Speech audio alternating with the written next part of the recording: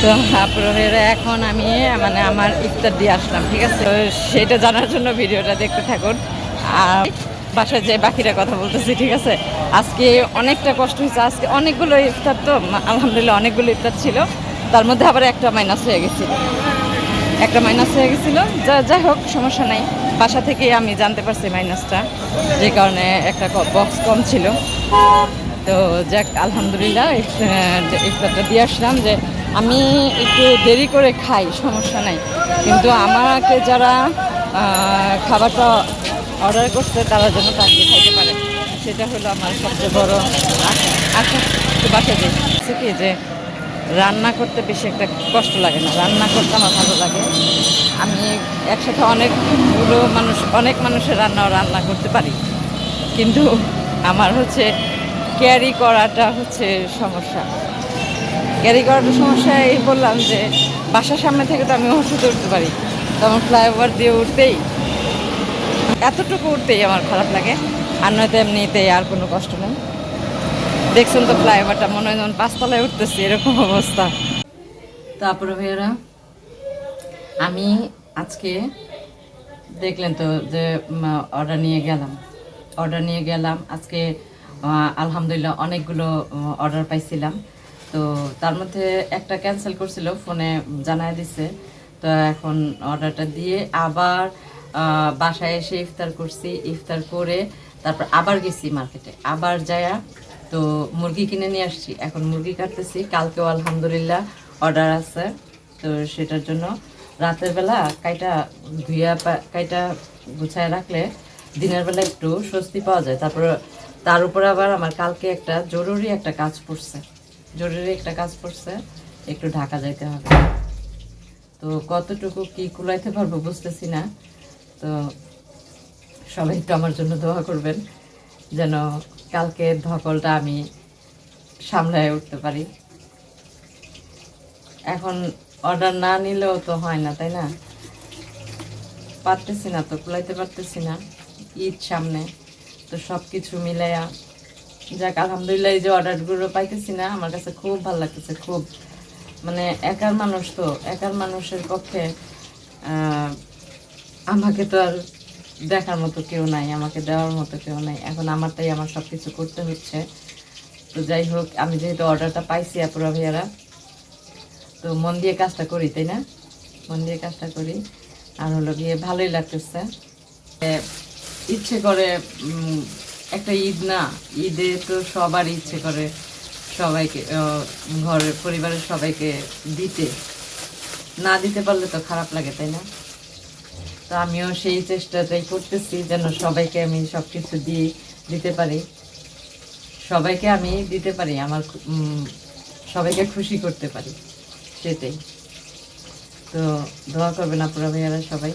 আর তো যাই হোক, এই যে এখন মুরগি কিনে নিয়ে আসলাম না, এখন এটাকে কেটে বেছে ধুয়ে তারপর রাখবো। আর হলো ঈদের মধ্যে সবাইকে দিতে ভাল লাগে, সবাইকে দিতে মন চায়। তো এরকম তো আপুরা ভাইয়ের যারা যারা আমার ভিডিও দেখতেছেন সবার ইচ্ছে করে, তাই না? তার পরিবারের সবাইকে কিছু দিতে। আমি কিছু নেই বা না নেই, আমার পরিবারকে দিই। আমার পরিবার বলতে আমার মেয়ে, আমার ভাইয়ের ছেলে, ওরা তো ছোট মানুষ, ওদেরকে তো দিতেই হয়, তাই না? দিয়ে আমি এই ফুড ডেলিভারিতে কিভাবে আসছি জানেন? একটা সময় হয়েছে কি, আমার হাতে একটা টাকা ছিল না বলতে ছিল, আমার কাছে অনেক টাকাই ছিল, প্রায় 5 লাখের মতো ছিল। ওই টাকাটা আমার মেয়ের পড়াশোনার পেছনে খরচ হয়ে গেছে। তো যার কাছে আমি টাকাটা দিছিলাম, সে আমাকে টাকাটা ভেঙে দিচ্ছে। তো আপনাদের সাথে আজকে যে বিষয়টা আমি শেয়ার করি, টাকাটা ভেঙে দিচ্ছে। তো টাকা ভেঙে দিলেই তো মানে মনে করেন জমানো টাকা শেষ হয়ে যায়, তাই না? তো যাই হোক, আমার 5 লাখ টাকা শেষ হয়ে গেছে। তো শেষ হইতেও তো সময় লাগছে, 3-4 বছর সময় লাগছে। তো সে যদি আমাকে একসাথে দিত টাকাটা, তাহলে কিন্তু আমার আর এই কষ্টটা হইতো না। একসাথে দিলে ওই টাকাটা দিয়ে আমি আগে থেকে কিছু একটা শুরু করতে পারতাম। কিন্তু সে আমাকে এমন মানে দিতে দিতে একটা মাসে আমার টাকাটা শেষ হয়ে যায়। আমার ফোন করে বলে যে টাকা কিন্তু এই মাসেই দেওয়া শেষ। হায় হ্যাঁ, আমার তো মাথায় হাত পড়ছে। আল্লাহ, আমি কি করব। যে এতগুলো টাকা যার কাছে থাকে সে অবশ্যই কিছু না কিছু করার চেষ্টা করে। আমি বহুবার তাকে ফোনে বলছি যে আমার টাকাটা দিয়ে দেন, আমি এই টাকা দিয়ে কিছু একটা করি, টাকা তো প্রায় শেষ হয়ে যাচ্ছে, কিন্তু সে আমাকে দেয় নাই। সে প্রতি মাসে কম কম করে দিয়ে 3-4 বছরে শেষ করছে। তো যাই হোক, কারো কপাল তো নিতে পারে না কেউ, তাই না আপনারা ভাইয়েরা বলেন? তো সেই টাকাটা শেষ হয়ে যাওয়ার পরে আমি এতটাই ডিপ্রেশনে পড়ে গেছিলাম, বিশ্বাস করবেন না আপনারা ভাইয়েরা, আমি অনেক মানুষের কাছে টাকা চাইছি, আমার হাতে একটা টাকা ছিল না, একটা টাকা ছিল না। আমি বাসার কাউরে বুঝতে দিইনি, আমার আম্মু জানতো, আমার আম্মু জানতো বিষয়টা। আম্মু অনেক টেনশন করতো, অনেক। পরে আল্লাহর কি হুকুম, আমি এক জায়গায় একটা দেখলাম যে অনলাইনে মানে ফ্রোজেন জিনিস আছে না, ফ্রোজেন আইটেমগুলো সেল করে। একদিন রাত্রেবেলা এটা দেখলাম, দেখে পরের দিন সকালবেলা আমি আমার আম্মুর সাথে শেয়ার করলাম যে বিষয়টা, যে আম্মু এই ব্যাপার, আমি যদি এরকম করি তাহলে কেমন হয়। তো তখন আমার কাছে কোনো পুঁজিও ছিল না, কোনো পুঁজি ছিল না, শূন্য হাতে, একদমই শূন্য হাতে। পরে আম্মু কয় তো ভালোই হয়, কিন্তু এটা করতেও তো কিছু টাকার দরকার। পরে আমি ওইটা ম্যানেজ হয়ে যাবো। পরে আমি আমার এক ফ্রেন্ডরে বললাম যে দোস্ত আমার এই অবস্থা, তুই আমারে হেল্প কর। পরে ফিনান্সিয়াল হেল্পটা আমার ফ্রেন্ড করছে করাতে আসবে বন্ধুটা আবার মানে ও আমাকে এই ফিনান্সিয়াল সাপোর্টটা দিচ্ছে যে ঠিক আছে তুই শুরু কর, আমি তোকে ব্যবস্থা করে দিতেছি। তো আপুরা ভাইরা সেদিন আমার কাছে এতটা শান্তি লাগছে বলার মতো না, অনেকটা শান্তি লাগছে, অনেকটা। আমি মানে কি বলবো, আমি আমার ওই ফ্রেন্ডটাকে অনেক ধন্যবাদ দিই, অনেক ধন্যবাদ দিই। আমার ফ্রেন্ডটা আজকে ও আমাকে ওর সাপোর্টে আমি আজকে এই কাজটার মধ্যে ঢুকতে পারছি। আপনাদের একদিন বলছিলাম না যে আমি কিভাবে অনলাইনের এই বিজনেসটা শুরু করলাম, কিভাবে ফুড ডেলিভারি কাজটা শুরু করলাম, আজকে আপনাদের সব জানাই দিলাম। তো এই হলো আমার অনলাইনে আসার মূল কাহিনী।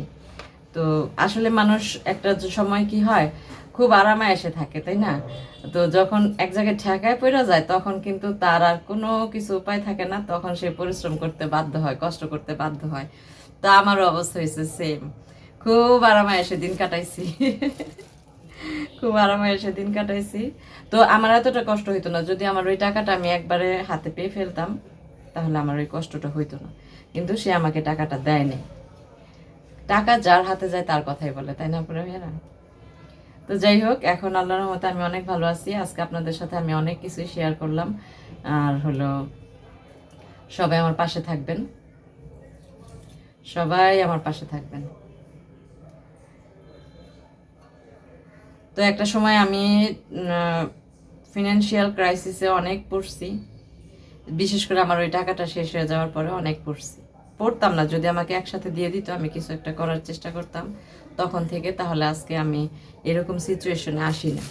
তো যাই হোক, সব কিছু উপরওয়ালার ইচ্ছা, তাই না? তো কে কখন কোথায় কার মাধ্যম হয়ে একটা জায়গায় এসে পৌঁছাবে সেটা একমাত্র আল্লাহ মাহবুদ ছাড়া আর কেউ জানেন না। তো আল্লাহ পাক আমাকে এ পর্যন্ত নিয়ে আসছেন আল্লাহর ইচ্ছায়, আর আমার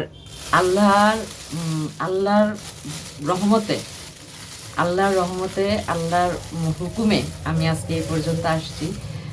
যাক, আলহামদুলিল্লাহ, ভালো লাগতেছে। তো আমার কথা বলতে বলতে আমার মুরগিগুলো কাটা শেষ, এখন মুরগিগুলো ধুয়ে তারপর হচ্ছে ফ্রিজে রেখে দিব, তারপর সকালবেলা যেন আমি ওই যাব, ঢাকা যাব, ওখান থেকে এসে একদম রান্না বসায় দিতে পারি। রান্না বসায় পরে আবার যাইতে হবে ডেলিভারি দেওয়ার জন্য। তারপরে ভাইয়েরা দোয়া করবেন আমার জন্য, আমি যেন আমার এই লাইফটা, আমার সিঙ্গেল মাদার লাইফটা, আমি আজকে সিঙ্গেল, ঠিক আছে, আমি আজকে একা, আমার দেখার মতো কেউ নাই, আমার বাবা নাই, আমার ভাই আছে, ভাইয়েরও তো সংসার আছে, তাই না? ভাইয়ের ছেলে আছে। তো আমার ভাইও অনেক মানে আমার অনেক সাপোর্ট করে, আমার ভাই, আমার বোন, আমার মা, পাশাপাশি আমার মেয়ে আমার অনেক কষ্ট মানে করতে দেয় না, আমাকে করতে দেয় না। তো যাই হোক আপুরা ভাইয়েরা, তো আমার মেয়েটাকে আমি 6 মাস বয়স থেকে বাসায় রেখে আমি চাকরি করছি। 6 মাস বয়স থেকে বাসায় রেখে তো মানে চাকরি করছি ওকে। ও 6 মাস বয়স থেকে চাকরি করছে, তারপর 4 বছরও হয় নাই তখন আমি ওর স্কুলে দিছি। তো স্কুল খরচ, পড়াশোনার খরচ, একটা বাচ্চা মানুষ করা কম কথা? আপনারা বলেন তো সবাই, একটা সন্তান একা ঢাকা শহরের বুকে একা মানুষ করা কতটা যে কষ্ট। যাদের অ্যাভেলেবেল আছে তারাও কিন্তু হিমশিম খাওয়া যায়, তাই না?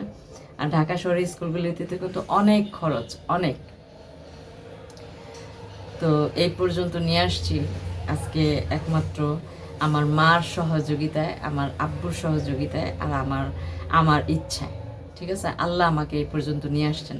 সবচেয়ে বড় কথা হলো আল্লাহর সহযোগিতায়। আল্লাহ চাইছেন বিধায় আমি এই পর্যন্ত আসতে পারছি, তাই না? তো এখন আমি সামনে আমার একটা বড় একটা সিদ্ধান্ত আছে যে আমি আজকে সিঙ্গেল মাদার হয়ে দিন যাপন করতেছি। এটা হয়তো বা কারো কাছে খারাপ, কারো কাছে ভালো।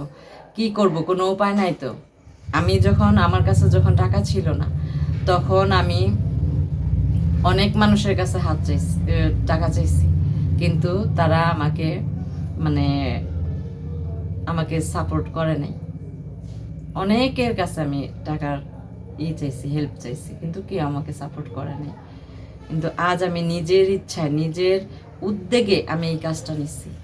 আমি যদি সেদিন ইউটিউবে ওই এইগুলি না দেখতাম, ভিডিওটা না দেখতাম, তাহলে কিন্তু আমি আজকে এই পর্যন্ত আসতে পারতাম না। ওইটা দেখেই আমার মনে খুব উৎসাহ জাগছে। আমি যদি 2 টাকা কামাই করি, সেই 2টা টাকা আমার নিজের ইচ্ছায়।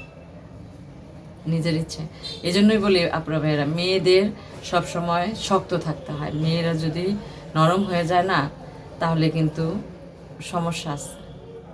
মেয়েদের সব সময় শক্ত থাকতে হয়। তো যাক আপুরা ভাইয়েরা, আজকের ভিডিওটি আমার কেমন লাগলো অবশ্যই কমেন্টের মাধ্যমে জানাবেন। এখন আমি মাংসগুলো ধুয়ে ফেলি।